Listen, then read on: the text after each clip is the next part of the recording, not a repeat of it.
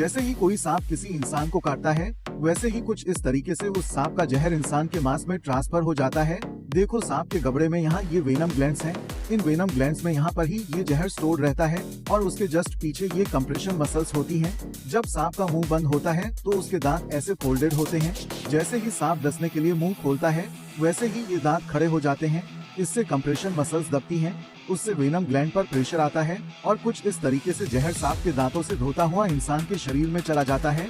सांप डसने के बाद लोगों की सबसे बड़ी गलती जो डॉक्टर्स बताते हैं वो ये कि जहर को रोकने के लिए इस तरीके से रस्सी भांग लेना, लेकिन असलियत तो ये है कि रस्सी भांग लेने से आप अपना और ज्यादा नुकसान कर रहे हो।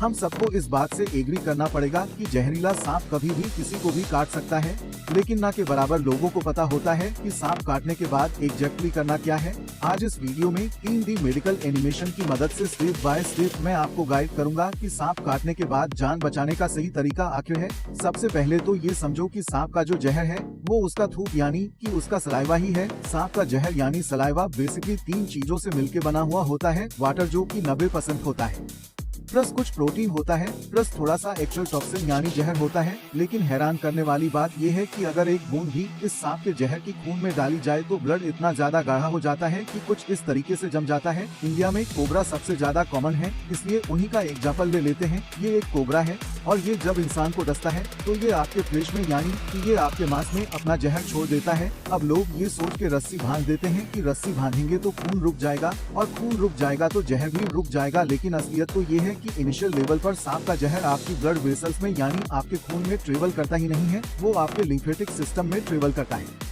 इस कांसेप्ट को एक बहुत ही सिंपल एग्जांपल से समझो। इमेजिन करो ये जो सिटी है ये आपकी बॉडी है और ये जो हाईवे जा रहा है ये आपकी ब्लड वेसल्स हैं, यानी इनमें ही खून बहता है। अब हाईवे के बगल में ये जो आपको सर्विस लेन्स दिख रही है यही आपका लिम्फेटिक सिस्टम है। लिम्फेटिक सिस्टम में भी व्हाइट ब्लड सेल्स ट्रेवल करते हैं और इसका मेन काम होता है आपकी सिटी को यानी कि आपकी बॉडी को क्लीन करना। चौंकाने वाली बात ये है कि इनिशियली सांप का जहर भी इन सर्विस लेन्स में ही यानी इस लिम्फेटिक सिस्टम में ही ट्रेवल करता है, आपके हाईवे पे नहीं यानी आपके ब्लड वेसल्स में नहीं। इसलिए सांप काटने के बाद जैसे ही आपने रस्सी बांधी वैसे ही आपने सिर्फ हाईवे पर बैरिकेड लगाया है, सर्विस लेन्स अभी भी खुली पड़ी है।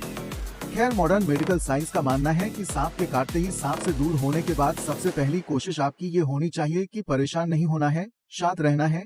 मैं समझ सकता हूँ कि उस समय शांत रहना असंभव है, इसलिए आपको बता रहा हूँ कि दुनिया में सिर्फ 30% सांप ही जहरीले होते हैं, 70% तो नॉर्मल सांप ही हैं और जो 30% जहरीले हैं उसमें से भी 50% चांसेस हैं कि सांप ने जहर इंजेक्ट किया नहीं, जस्ट आपको डराने के लिए उसने ड्राई बाइट किया था। मॉडर्न मेडिकल साइंस ये भी कहती है कि जहाँ सांप ने आपको काटा उस लिंक को बिल्कुल भी मूव नहीं करना है, क्योंकि जितना ज्यादा मूवमेंट करेंगे पूरी बॉडी में वेनम उतनी ही ज्यादा तेजी से फैल जाएगा।